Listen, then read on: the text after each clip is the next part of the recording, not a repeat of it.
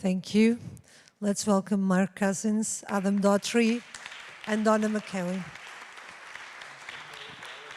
Donna? And Mary as well. And Mary. No? Mary's coming also, yeah? Where are you going there? Okay. Well, I think we need one more chair. No, is Mary not coming? Okay. Okay. Thank you and welcome.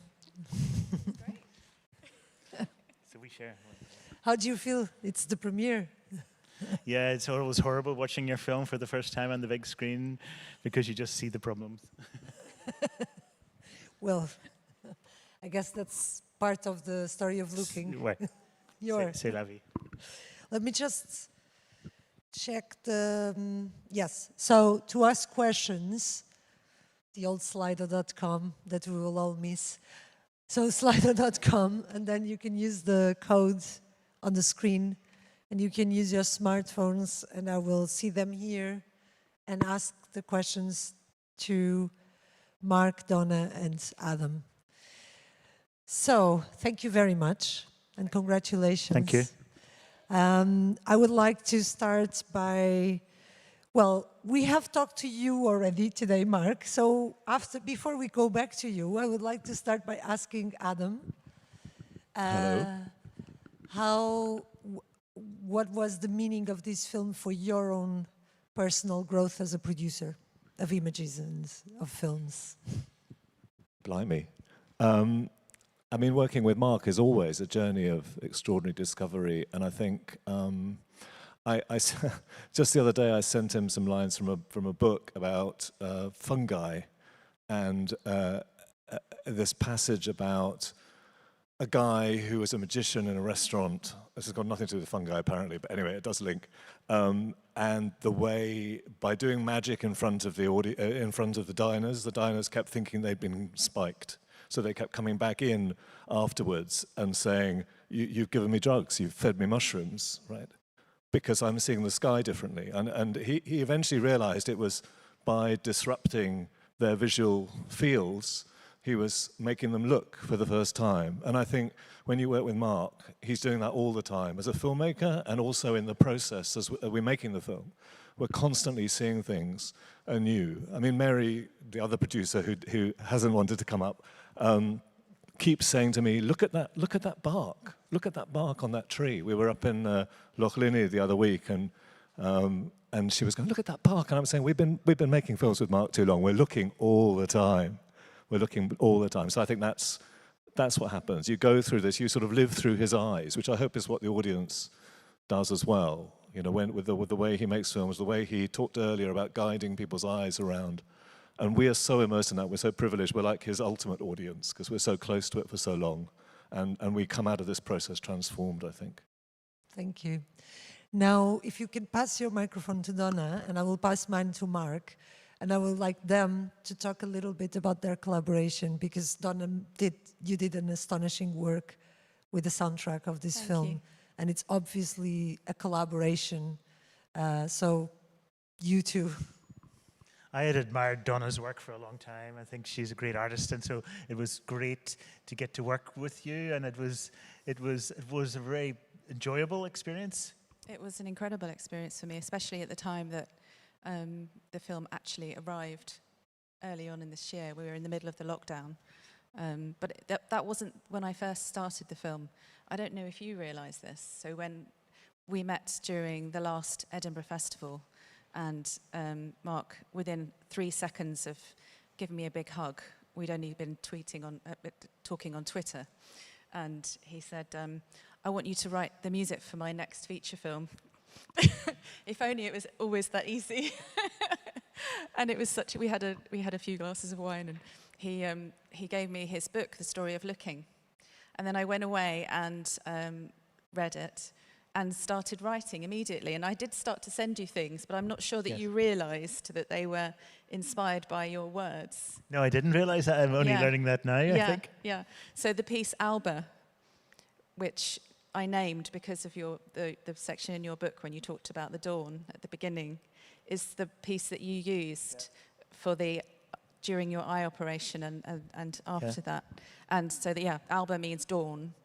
It's a solo viola piece that I wrote, and I sent it to you, and you loved it, and you used it on the film, but you didn't realise the connection at all. I didn't until this moment. Yes, well, there you go. And then,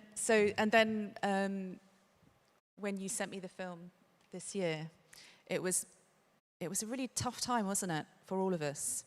And I just remember feeling really blessed that I had this collaboration, because it just lifted me out of this horrible horror that we were all in. I mean, I think you've had a similar experience with this film. It's really life-affirming. It makes you look at all the details, all the beauty in the world. And for me, that was really special in a time when everyone was feeling really shit, to just look and to be fed by what we saw. And you do that all the time, Mark. You have a very special gift. Very much appreciate it. I remember that, the sequence just before when we go, there's thunder and lightning there, and that was the only, everything you sent was perfect, and just that one scene before we go into the next stage, remember that was the only thing that we toed and froed on, really, was that that last, what did you say? You said to me the other night, it was an A flat that A sharp that you added, yes. Which of course I don't know what that means, but you just wanted a little bit of positivity going into the Voilà. operation. And I don't blame you, we all would at that moment, Thank you. I knew there was something to be discovered here about collaborations. No, and it's extraordinary the way the music enters and the play with the direct sounds of the shots and then the music coming. Mark, now you. So how did you pass from a book? I know when you were writing the book, you were thinking about the film, or maybe this is not true, but this is what I think happened. But they are very different means. yes. Very different practices, and this film also has two things that happened that were not in the book: your cataracts and this period of lockdown. COVID. So how did all come together? How do you think your film grew? through that? In my books I'm quite impersonal in a way, but in the films it's more personal. It's easier to be personal. Despite appearances, I don't like being on camera, but we had to we had some creative challenges in this film where it wasn't quite working and it was too dry. I would say boring in a way. And so it needed a bit of vitality and chattiness. And so I decided to film myself in bed and to be just chatty and unscripted. And that was very different from the book. And that's what really set the difference between the book and the film.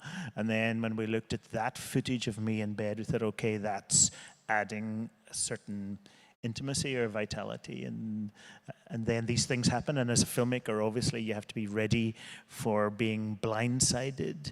And so the eye, as you say, the cataract and the COVID were two things that came in and had to be incorporated into the film, folded into the film. And so you have to be just alive to that and make changes and not be too strict about your film. And the film is built with images that you have from your story of looking. Yes. But also images that you have in your personal archive Yes. of your life. How did you edit? Was it a conversation between the editing table and your bed, or meaning your own reflections, and so it was a coming and go, or? Something like that. As you say, I have hundreds, I think thousands of shots on my computer because I shoot every day with no particular purpose. The big electricity station, the chimney falling down, the tree falling down, the little robin. Lots of these shots were filmed a very long time ago, but they're just there and waiting for a purpose. And then when I decided to make a kind of slightly more kaleidoscopic film that could contain images, then it was just easy to find them. And then I work with my editor, Timo, and I do a very detailed, what we call a paper edit, you know, where you write it out and suggest shots. And we were very free to incorporate all that stuff. You remember, Adam, there was a plan that we would shoot lots of things, lots of stuff, and then eventually we couldn't once COVID came along. So it forced me back onto my archive and the shots that I had. And that worked, or it seemed to work. You know, it meant that it's okay to cut to a guy on a roof or a falling tree. Once you've got somebody in bed thinking and remembering, then you can go anywhere in the edit.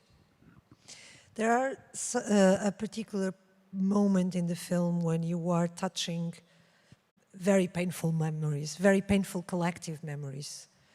When you show the image of Leni Riefenstahl with the Nubio, when you show the German woman covering her eyes in Bergen-Belsen. So when you talk about the story, we tend to, I mean, you build a path of beauty in your film, but you insisted on integrating or folding these moments, these particularly painful and destructive energies within the film. How did you balance that? How did you think that within this idea, when, as you say, you don't put up with looking. Yeah. You don't put up with the outside world. You don't agree with Ray Charles. However, these images exist.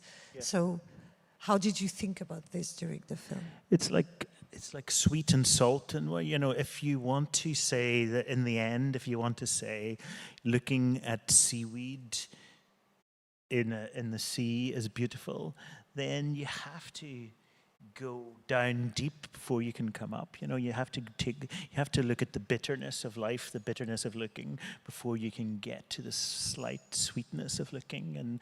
And therefore, you know, there are numerous of examples, and I'm lucky enough to have traveled the world, and I've been to that concentration camp, and I've been to many of the places of visual atrocity. And if you acknowledge that this thing you're talking about, looking, is capable of great crimes, or if we want to be grown-up citizens, we have to look at terrible things. Once you acknowledge that and put that on the table, then you can get to a place where you can say also to look at seaweed moving. You can celebrate it in a way. You've earned it with the audience, I think. You know, hopefully they don't feel too cheated by getting there too easily, because you have to win that argument to get to beauty. You can't just start with it. Yeah, it's too easy. So it's maybe more about liberation.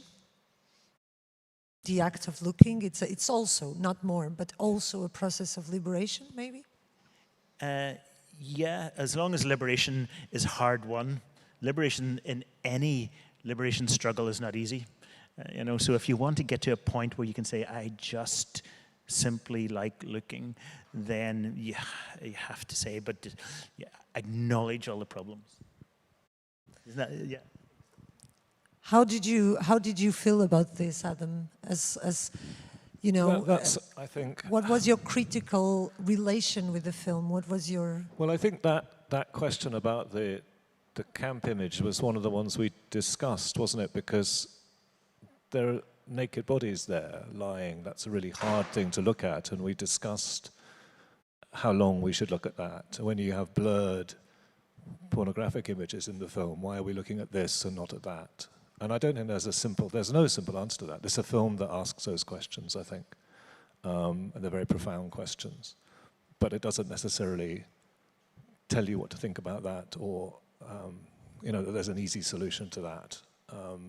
I think Mark's right that you have to absorb those images and cope with them in order to get through it on the other side. But there are still some things we were turning away from, and we cut short on the Saudi beheading. We didn't run that image any longer. Didn't show. There was a decision about not showing the sword, you know, raising. Never going to. No, but you know, those are sort of, you know, there's a complex balance which I think Mark got exactly right, actually. I mean, the reason why I was talking about this is because I feel that those moments give gravity to the film and ground the film into life. And actually, it's very interesting how, for example, music is completely different. For me, as a listener, sounds differently. Everything sounds differently and is different after those moments.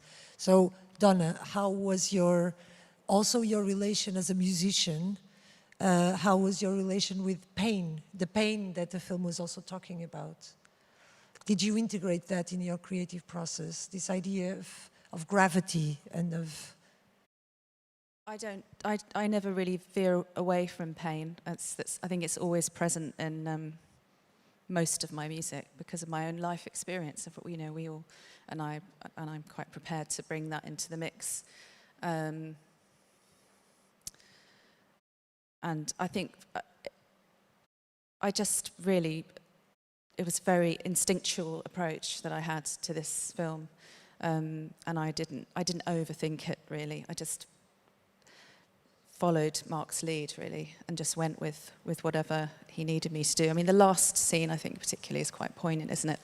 The Rilke poem, and that Mark sent me this poem, and he wanted to have that, and that has a certain gravitas to it, I think, which lends itself to that moment. Yeah. That line, "Here lies a country we call love." Yeah.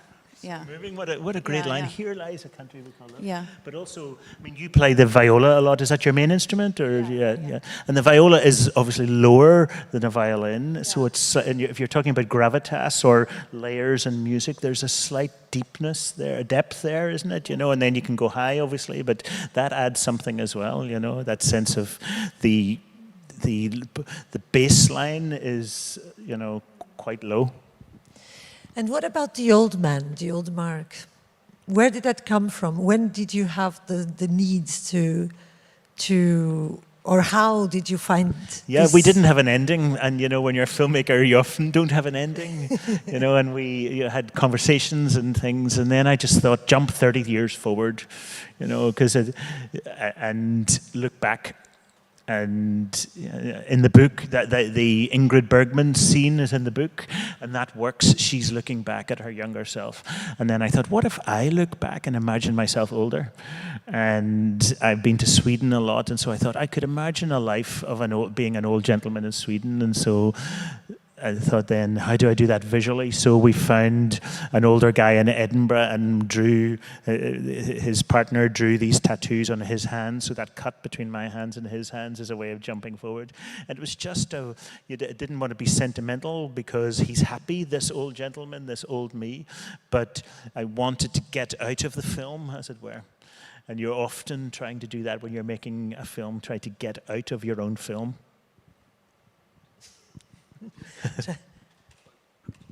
But also, the film, one of the key lines the book was built around, and the film was the Cézanne line about the optical development.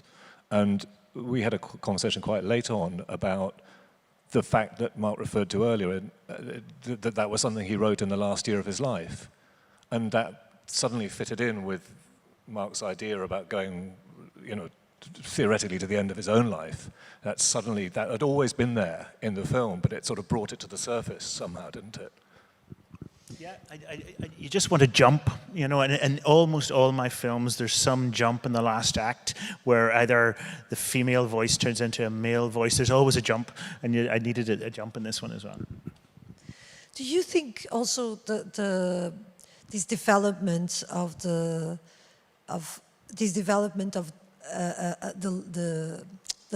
life of looking is both a development of knowledge, of sensitivity, but also a loss of fear, a process of loss of fear? Do you feel that looking, and as a filmmaker and as artists, do you feel that it's part of your process or your work to be in this process of losing fear for images? It's certainly losing. The more you look, it's definitely a losing thing. But what you're shedding is inhibition, or stereotype or so. Maybe fear. Maybe I hadn't thought about that, but maybe that you get better as a looker.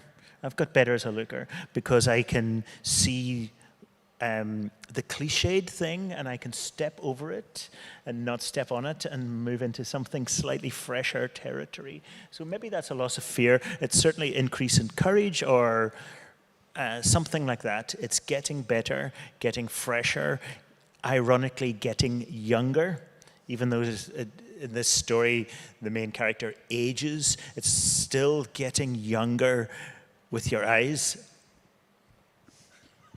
That wasn't very well put, but you know what I mean. We have a lot of eyes in front of us, and they are all looking, and they have been looking to your film. And the other thing interesting, when in the era of wearing masks, don't you notice people's eyes more? You know, we're judging people just by this bit. You know, it's Yeah, the eyes that laugh and the eyes that do not laugh. So we have a lot of eyes, and they have been looking at your film, and they will look at other films and other images. And, you know, do you think, what would you say to a pair of eyes that you know will look at the film? What would you wish to them? I would say if you walk home tonight, you are likely to see something that you haven't seen before. Even though if you've lived in Sheffield all your life, you will see something that hasn't quite entered your visual cortex before. And that's exciting. And when you put your head on your pillow, think about that thing that you saw. Look out for it. Remember it. Like, for example, if you go out tonight and look for the color yellow, you will see it, and it will jump out at you. So whatever it is, even though it's already, 10:30 or whatever it is, you know, tonight when you go home, you'll see something, and that's great, and each day that will happen. Donna, would you say that we deserve the story of listening? And Sorry, I didn't hear what you the said. story of listening. Oh, definitely. Is that going to be your next one, Mark? No, you should. A special gift to you. I'll try that one. So what would you say? Because we've been talking about looking, but you, and in the film it's very beautiful because it's really not just about music. It's about silence. It's about a dialogue. And so, what would you say to all these pairs of ears when they go home? What do you wish to them? Oh, goodness. I don't know, to be honest. Sorry, I'm not very good at this sort of thing. You really put me on the spot. It's fine. Just listen to good music or listen to the sounds of the city. Definitely. Do you, how did you listen to the sounds of Mark's shots when you were thinking about the music? Yeah, it's a tricky medium, really, documentary for the composer, because especially when there's a lot of film there that already has a lot of sound embedded in it, and sometimes quite a lot of score. So you sort of have to weave between and create segues going into things and stuff. So yeah, it's always a challenge. Yeah. And do you feel that you listened more than looked at the images, or was both images and sounds from the film feeding into your process? Yeah, I mean, personally for me, writing to picture is my favourite thing. And I hadn't really thought about it until we just sat here now, actually. We were talking about looking and how images, so the images that in the film and in a lot of the films that I work with, they inspire me. They take me out of myself, and they help me to create something that I would never have created before without those images. And I love that, actually. It's a sort of escapism, which I really appreciate as an artist. Yeah. Thank you very much. Thank you very much for your film. Thank you so much. And thank you everyone for staying.